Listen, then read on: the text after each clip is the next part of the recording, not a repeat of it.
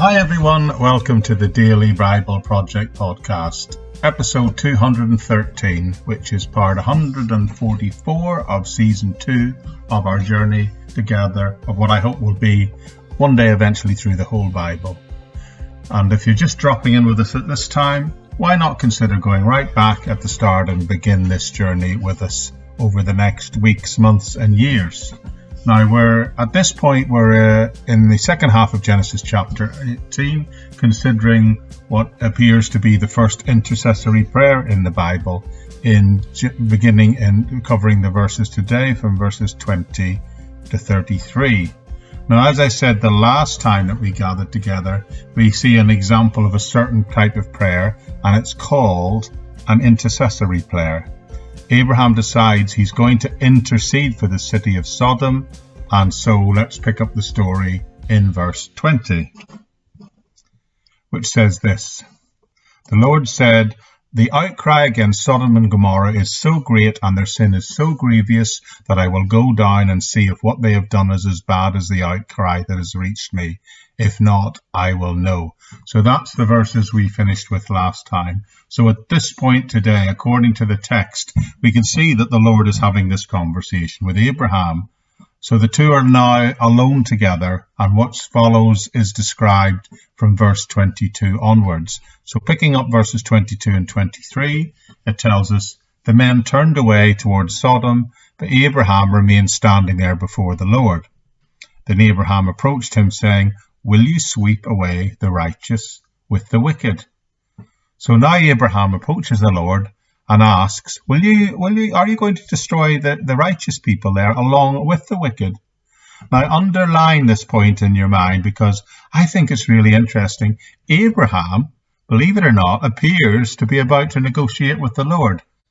So let's just pause and consider that for a moment.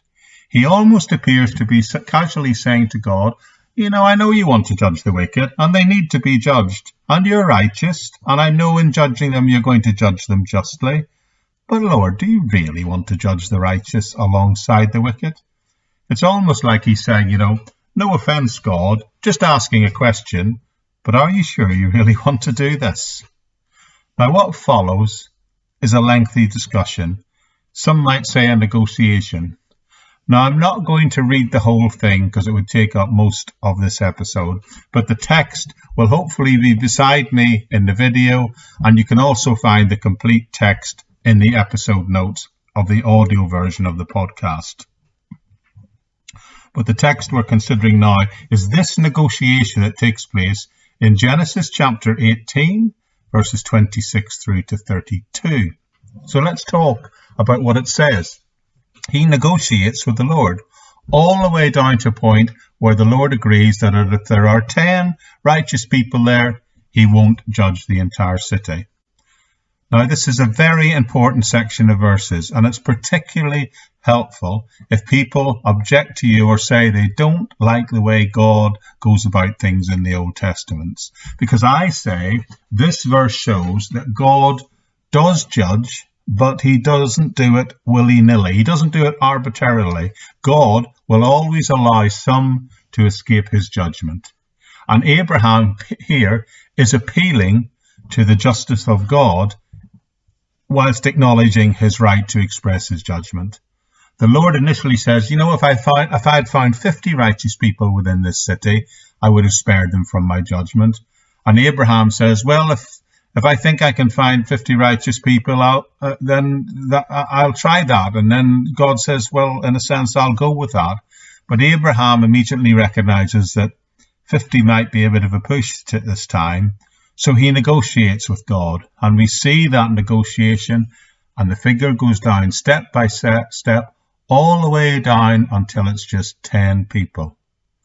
Now, this is not an arrogant negotiation on Abraham's part.